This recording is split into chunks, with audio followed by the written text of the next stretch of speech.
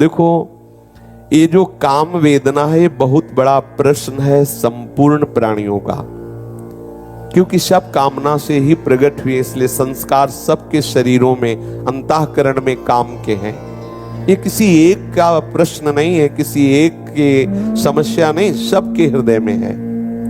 जब हम मन में तादात्म्य होकर के सुख बुद्धि करके चिंतन करते हैं, तभी हम फंस जाते हैं। नहीं, सच्ची मानिए, बिल्कुल सुख नहीं है।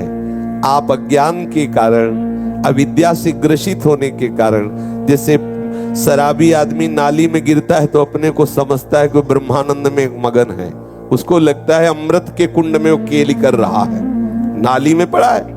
उसे बात करके देखो तो बादशाह वाली बात करेगा। बस ठीक ऐसे ही मोह मदिरा पान किए हुए हम आकर्षित हो रहे हैं। कहां सुख है? धैर्यपूर्वक विचार करके देख लो। थोड़ी देर भगवत स्मृति में युक्त होकर के विचार करो, काम में कौन सा सुख है?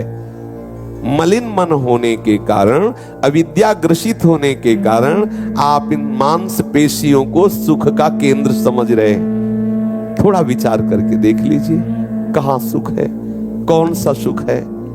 आप विचार कीजिए। विचार रहित होने के कारण, पशुता होने के कारण आपके द्वारा ऐसी चेष्टाएं हो रही, कहीं सुख नहीं। आप भजन कीजिए, खुद आपका मन आपको बताएगा कहां सुख है।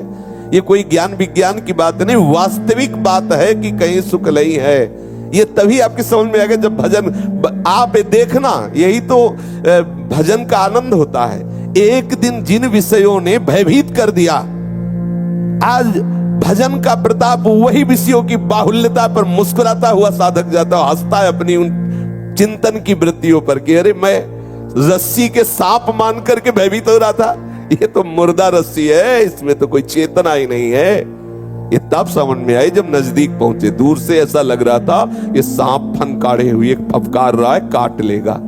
बिल्कुल विश्वास मानिए, ये ज्यादा भयभीत होने की जरूरत नहीं, ज्यादा घबराने की जरूरत नहीं है। विचार मलिन होने के कारण शरीर राग उत्पन्न हो गया है और उससे आपको लगता है कि इसमें सुख है, काम चेष्टा में, क्योंकि मूल काम ही है। ये क्रोधादि जो वृत्तियां सब इसी की उपज है, मूल काम है। अगर आप विचार पूर्वक देखिए तो किंचन मात्र कहीं सुख नहीं। बलिहारी है माया की, मलमूत्र के भांड शरीर पर, मलमूत्र के द्वारों पर वो भगवान की प्राप्ति का अवसर नष्ट कर देता है। जो समय मिला है सच्चिदानंद की प्राप्ति का, चिंतन कर और समझता मेरे बड़े भाग्य हैं। अरे भाई, अगर वो भाग्य होता तो जिसका वो शरीर है, जिस पर तुम आकर्षित हो रहे हो, वो तो कृतकृत्य हो जाता ना।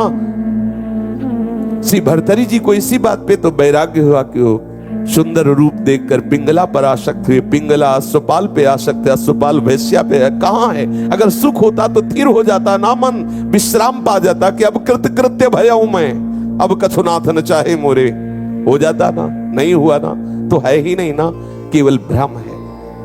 ए भ्रम से निकलो, भ्रम से निकलो। ये आपने ही माना है भ्रम, इसलिए आपको ही छोड़ना होगा। नाम जप करते रहो, सतमार्ग में चलो तो आप में ऐसी विवेकवती बुद्धि आ जाएगी कि असली में सुख नहीं है। ये आपको भ्रम से लग रहा है, जैसे भ्रम से हमें रस्सी में सांप लग रहा था, जैसे भ्रम से हमें सीपी में चांदी लग रहा था, जैसे भ्रम से एक शराबी मान लेता मैं बहुत सुखी हूं। कितनी गंदी जगह पड़ा होता है, देखा है, सबने देखा है। एक ऐसी गंदी जगह जहां लघुशंका लोग कर रहे हैं, वही वो पड़ा है और अपने को समझ रहा है जैसे बादशाह के महल में पड़ा हो। तो वो मूर्ख तब तक नहीं समझेगा ना जब तक नशा नहीं उतरेगा। जब नशा उतरेगा तो उसे खुद समझ में आ जाएगा। अभी मोह मदिरा पान किए हुए हम उन्मत्त हैं, इसलिए मलमूत्र के भांडों पर आसक्त होकर के सच्चिदानंद प्रभु से विमुख हो रहे हैं। और हम चिल्ला रहे हैं, अरे हमें काम सता रहा है, हमें काम बहुत परेशान किए हुए है। कहां है काम? कहां है काम? आप हमें बताओ कि ये काम है। अरे आपकी वासना है, आपकी वृत्ति है, आपकी स्वीकृति है। आप अपनी स्वीकृति को बदलिए, फिर बताइए है कहां काम? कौन है काम? यही श्याम ही काम है, श्याम ही, दूसरा नहीं है।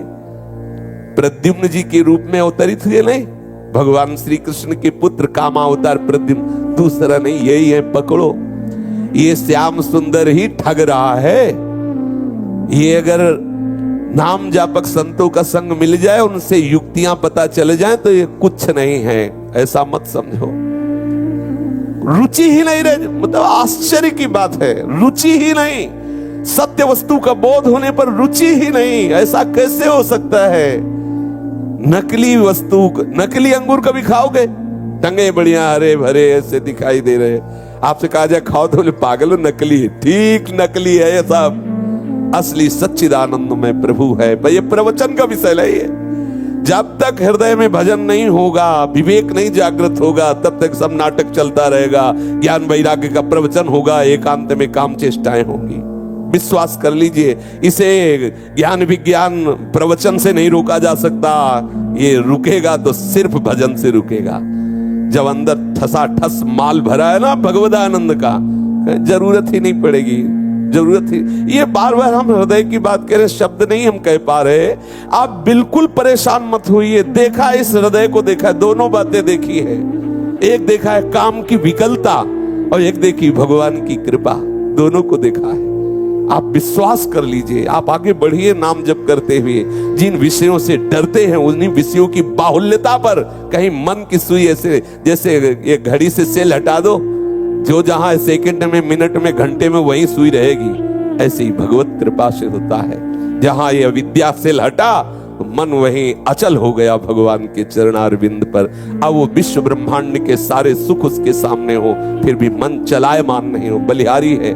अगर प्रभु की शरणागति और प्रभु के भजन में बल ना होता तो निश्चित समझो, हम हृदय से कहते हैं, हम सभा में कह देते कि सब नाटक है, कुछ नहीं होता, पूरा जीवन हो गया जलते हुए। अब बिल्कुल सच्ची मानिए, बहुत कृपालु भगवान नाम है, बहुत कृपालु प्रभु के चरणारविंद है। इनके आश्रय से कर तुम अकर तुम अन्यथा कर तुम, सर्व सामर्थ्यशाली प्रभु। अरे जिसके हृदय में नाम चल रहा है, चरणों का चिंतन चल रहा है, प्रभु जिसके आश्रय दाता है, उसको कोई परास्त कर सके? सीम की चाप सके को तासु, बड़ रखवार रबापति जासु। महत्व खत्म हो गया, खत्म सब। श्री सुखदेव जी को ब्रह्म बोध हो गया है, इस बात की परीक्षा के लिए जनक जी ने महल में रखा।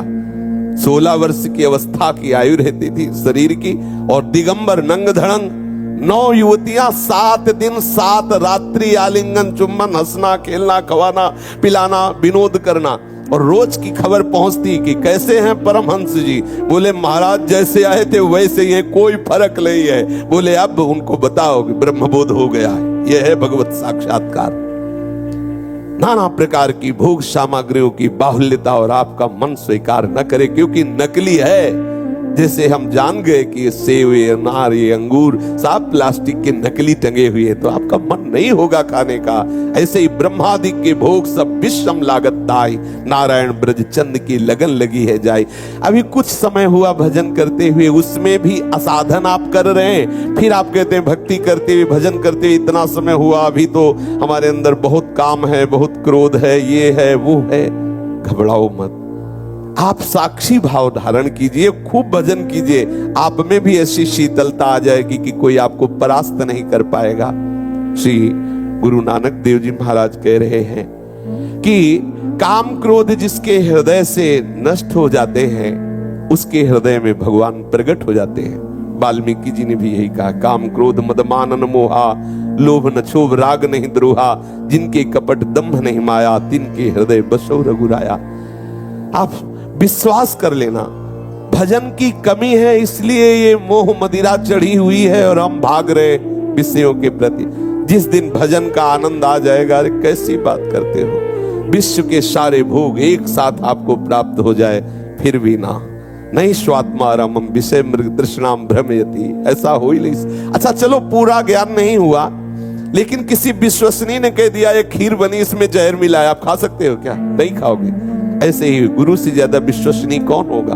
उन्होंने बता दिया है जितने भोग हैं ये सब विष से भी ज्यादा विषैले घृणित, इनमें कोई तत्व नहीं, इसमें कोई आनंद नहीं है, केवल आभास मात्र हो रहा है। जैसे रस्सी में सर्प का आभास हो गया, जैसे मरुभूमि में एक बूंद जल नहीं पर जल निर्मल जल भरा है ऐसा आभास हो गया। ऐसे ही माया ने हमें शरीरों में आकर्षित कर दिया कि इनमें सुख है, बिल्कुल नहीं है, भ्रम है। सच्ची मानिए, पर यह भ्रम केवल भगवत शरणागत से, केवल भगवत भजन से ही जाएगा। जहां सुकृपा सब भ्रम मिट जाई, गिर जा सोई कृपालु रघुराई। जहां आप प्रभु के चरणारविंद में पूर्ण चित्त को लगाने की चेष्टा करेंगे, कृपालु कृपा कर देंगे, फिर आप परिणाम देखेंगे। गुरु नानक जी कह रहे हैं, गुरु कृपा जेहि नर पे कीनी तिन यह जुगति पिछानी।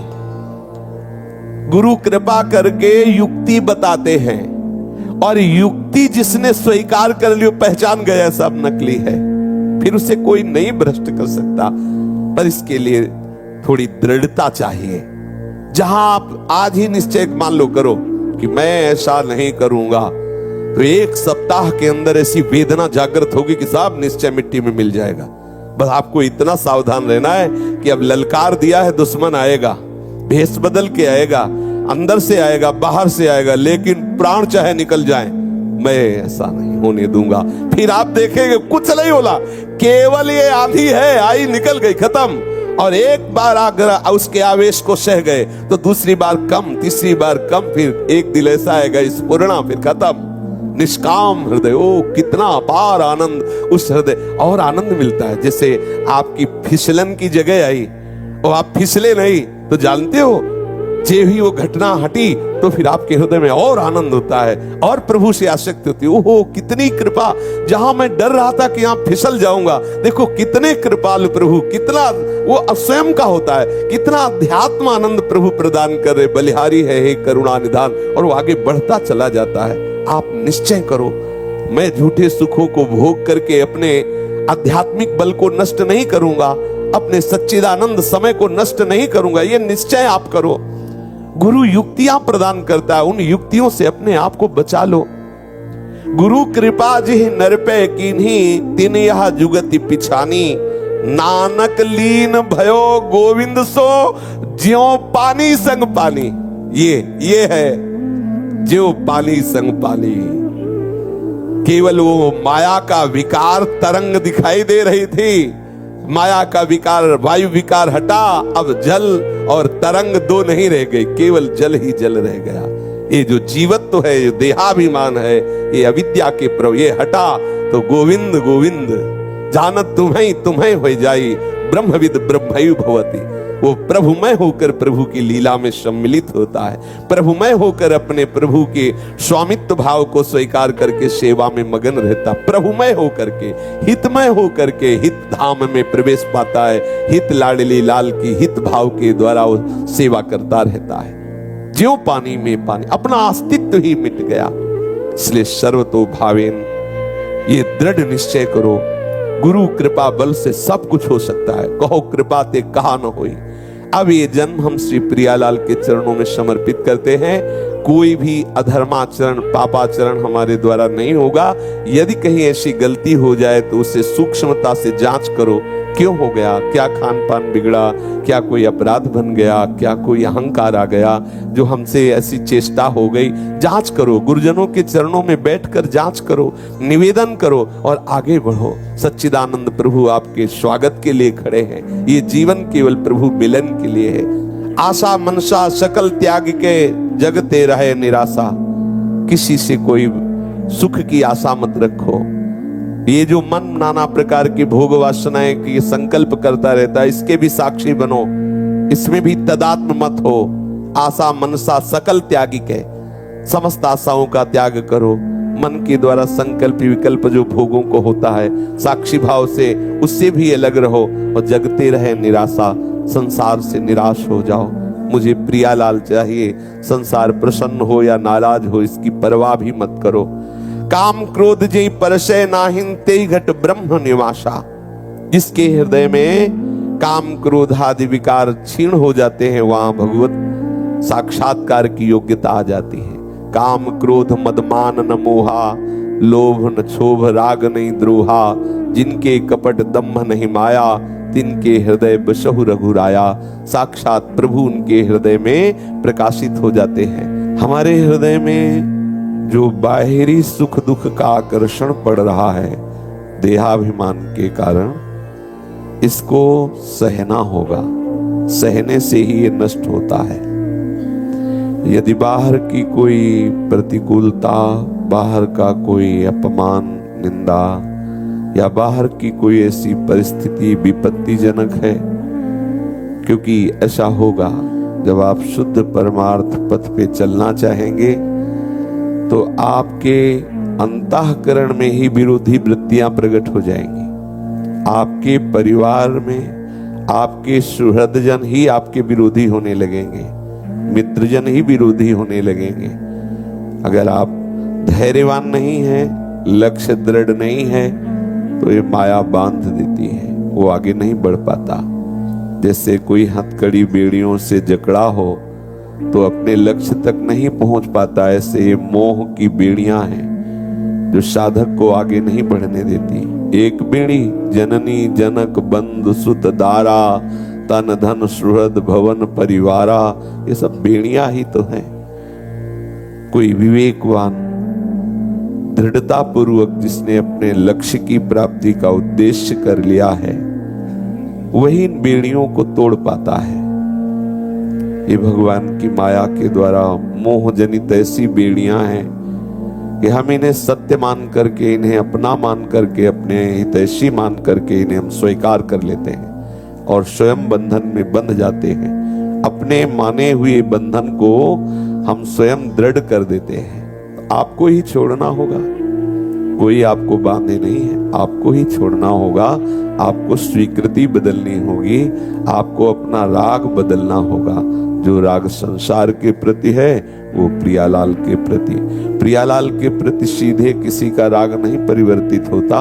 इसलिए भगवत प्रेमी महात्माओं के प्रति जो संसार के प्रति आसक्ति है, यदि वो संत सदगुरुदेव के प्रति हो जाए तो ही मोक्ष का खुला हुआ द्वार बन जाती है। ऐसा भगवान कपिल देव जी कहते हैं। पहला दृढ़ निश्चय करें कि मुझे अब सब कुछ सहना है, लेकिन प्रिया प्रीतम से बिलग नहीं रहना है। कोई भी वृत्ति, कोई भी क्षण हम श्यामा श्याम के चिंतन से रहित नहीं होंगे। चाहे जितना मुझे बाहरी दुख दिया जाए, बाहरी प्रतिकूलता दी जाए, हम विचलित नहीं होंगे। श्री नानक जी महाराज एक पद में वर्णन करते हैं। नानक साहब जी कहते हैं, वही उपासक अपने हृदय में भगवत प्रकाश का अनुभव कर पाता है। उसी प्रकाश में वो जो भावना करता है इष्ट की, चाहे वो राधे श्याम की, चाहे सियाराम की, या जो भी भगवान नाम की, वो अपने हृदय में देखता है। उसी ब्रह्म के प्रकाश में अपने आराध्य देव का साक्षात्कार पाता है।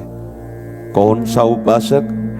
जो बाहरी दुख को दुख मान करके भगवत विस्मरण के गर्त में नहीं पड़ता। ये आएंगे, इसका नाम दुखालय है। भले आपको भ्रम से लग रहा हो कि मैं सुखी हूं, बहुत हमारी सब कामनाओं की पूर्ति होती है, जो मैं चाहता हूं वो पूर्ण हो जाता है, सब भ्रम है। जब चाह ही मिट जाए तब मानना कि आप पूर्ण की तरफ जा रहे हैं। चाह हुई और पूर्ण हो गई, ये तो सुकृत का फल है, ये विश्राम थोड़ी है। विश्राम तो ये जा ही न चाही कबों कछ, ये विश्राम भूमि है। ब्रह्मभूता प्रसन्नात्मा न सोचति न कांक्षति, ये विश्राम भूमि है। यहां न कोई शोक है, न कोई चाह है। आप ऐसे धैर्यवान बनो, नहीं तो विचलित हो जाओगे। कोई भी दुख, विपत्ति, संकट आपके जीवन में आए तो आप भगवत स्मरण न छोड़ना, बस इतनी बात आप पकड़े रहना। अगर स्मरण छूट गया तो वो विपत्ति वास्तविक विपत्ति हो गई। यदि स्मरण हो रहा तो विपत्ति संपत्ति बन जाएगी, विपत्ति आनंद का स्वरूप बन जाएगा। भगवत स्मरण परायण साधक के मार्ग का हर सूल फूल बन जाता है। भगवत विमुख जीव के मार्ग का हर फूल सूल बन जाता है। सावधान होकर के इस बात पर ध्यान दें। भगवत मार्ग का उपासक भगवत स्मृति परायण होकर जब कदम आगे बढ़ाता है तो हर सूल फूल बन जाता है। कहीं ऐसी कोई बाधा नहीं कि उसे परास्त कर सके। जो भगवत विमुख है उसे दिखाई दे रहा है फूल बिछे हुए हैं, और हर फूल सूल की तरह चुभेगा और उसको नष्ट कर देगा।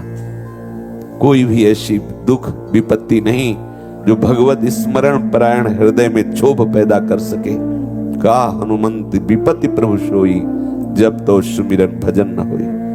जब भगवत विस्मरण है, यही सबसे महान दुख है। भगवत स्मृति ही परमानंद का मूल है। वो भगवत स्मरण परायण है तो क्या करेगा दुख? ये दुखालय है, ये मृत्यु लोक है, मरना है, ये विश्वास करो, ये शरीर छूटेगा, कोई न कोई बहाना आएगा, कोई न कोई विपत्ति आएगी, कोई न कोई रोग आएगा और इस शरीर से हमें अलग करेगा। इसमें क्या भयभीत होना, क्या डरना। बस डरना इस बात का है कि कहीं हम प्रभु का विस्मरण न कर बैठे, हम अपने प्राणनाथ श्री श्यामा श्याम को भूल न जाएं। खास बात यह है, गुरु नानक साहब जी कह रहे हैं कि जो कभी सांसारिक सुख में सुख नहीं लेता, ये महापुरुषों के वचन, सबका सार सिद्धांत एक ही पाया गया है। चाहे जितने बड़े बड़े महापुरुषों के वचन पढ़ के देखो, शब्दावली बदली है, बात एक ही है। ये देखो, संसारी पुरुष तो इस समय कटाक्ष करेगा, सुख का अवसर आया, हम सुखी क्यों ना हो। लेकिन नानक साहब कह रहे हैं, सुख के अवसर पर सुखी मत होइएगा। ये गुरु कृपा पात्र ही इन युक्तियों को अपने आचरण में उतारता है और सुख दुख में संसार के थपेड़ों से बचकर परमानंद में डूबता है। यदि कोई दुख आ रहा है तो उसे दुख मत मानो। क्यों नहीं माने? दुख आ रहा है, हम दुख क्यों नहीं माने? इसलिए नहीं माने कि हमारा भगवत स्मरण चल रहा है, प्रभु सुख समुद्र है, और बाहरी जो परिस्थिति आई जिसे आप मान रहे थे ये सुखद है, वो दुखद ही है। दुखालय में सुख है ही नहीं, तुम जान नहीं पा रहे थे, पर्दा हट गया तो दुख में दिखाई देने लगा। ये दुखालय है संसार, इसमें सब दुख है। तुम जिसे सुख समझ रहे हो वो सुख नहीं, सुख की छाया है, समझ पड़ती नहीं है, गिरधर की माया है, केवल दुख ही दुख है। वो दुख सुख का भोगता मन जब प्रभु के स्मरण में लगा हुआ है तो दुख क्या करेगा।